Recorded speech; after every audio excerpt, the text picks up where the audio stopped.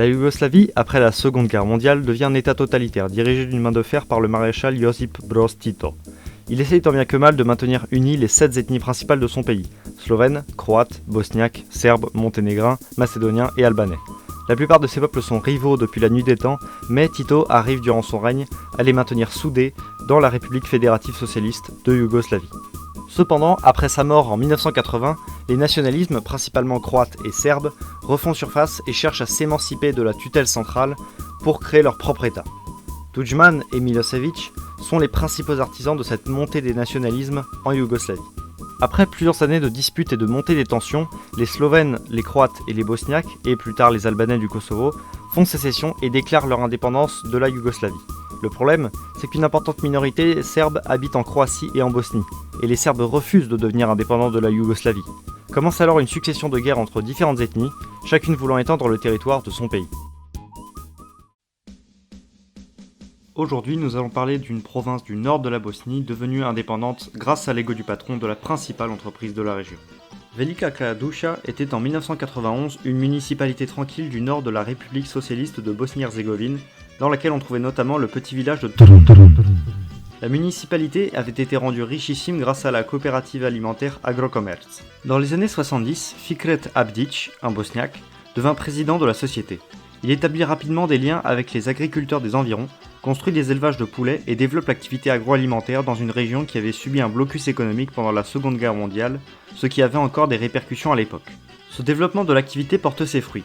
En 1980, l'entreprise employait plus de 13 000 personnes, possédait des millions de poulets, des milliers de lapins et de dindes, était une grande productrice et exportatrice de viande, de mayonnaise, d'alcool, de chocolat, etc., etc. Les revenus énormes engrangés par Agrokomerc lui permirent d'investir massivement dans la région. Routes, transports, logements, électricité, eau courante, bref, la société était appréciée de tous. L'entièreté de l'économie de la municipalité de Velika Kladuša reposait sur Agrokomerc. La réputation de la société sera cependant entachée à partir de 1987 avec l'affaire Agrokomerc. Au début simplement une histoire de billets à ordre émis sans couverture, d'autres abus, de pots de vin et de la corruption furent mis à jour. Une campagne médiatique fut lancée contre l'entreprise, son patron et les frères Podjerac, les deux politiciens ayant parrainé politiquement Abdić, alors membre de la Ligue des communistes de Yougoslavie. Il sera emprisonné après les révélations faites par la commission d'enquête sur les irrégularités financières de sa société. Après sa sortie de prison en 1990, il quitta la Ligue pour participer à la fondation du Parti d'action démocratique. Il se présente à la présidence de Bosnie-Herzégovine avec Alija Izetbegović pour les deux postes bosniaques, auxquels ils seront élus. Mais quand Abdić remporta le poste de la présidence d'État, il le laissa à Alija pour des raisons inconnues. Si je vous dis tout ça, c'est pour établir les bases du personnage. Un industriel richissime, adoré par sa municipalité, magouilleur condamné et concurrent à Izetbegović dans la vie politique bosnienne. Et arrive la guerre de Bosnie. En 1993, Abdić serait apparu à Sarajevo pour assumer la présidence de la Bosnie-Herzégovine, Izetbegović ayant été arrêté par l'armée yougoslave. Mais il avait été devancé, un autre ayant déjà été nommé en remplacement. Lors du siège de Bihać, il utilisa les camions d'Agrokomerc pour ravitailler la ville avec des produits de son entreprise. Cela lui donna une telle popularité qu'il put, en 1993, mettre son plan à exécution, déclarer l'indépendance de la République de Bosnie occidentale, RBO, et en devenir le gouverneur. Son territoire s'étendait sur la municipalité de Velika Kladuša et était peuplé de bosniaques pro-serbes s'opposant à l'autorité de Sarajevo. Alija Izetbegović l'accusa en retour de haute trahison. Fikret Abdić était tellement populaire qu'il constitua sa propre armée composée de ses citoyens, complètement fanatisés et dévoués à leur chef. Anthony Lloyd, un journaliste anglais, dit à leur sujet: parler avec ces autonomistes était à peu près la même chose que de parler avec des membres d'une secte n'importe où dans le monde. Un dialogue sans issue, marqué par l'absence de raisonnement et de logique individuelle. L'histoire aurait pu s'arrêter là, mais les Croates et les Serbes reconnurent la souveraineté de la RBO, heureux d'affaiblir l'autorité bosniaque.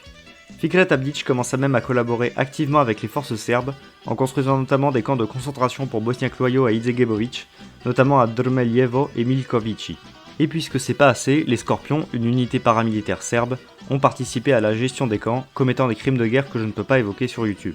En 1994, les forces bosniaques basées à Bihać décidèrent de mettre fin à l'existence de la RBO, mais furent plus tard expulsées par l'armée serbe de Bosnie, venue en renfort d'Abdić. En 1995, l'opération Storm des croato-bosniaques repoussant les forces serbes de tous les côtés, la République de Bosnie occidentale devint le dernier rempart de la Krajina serbe.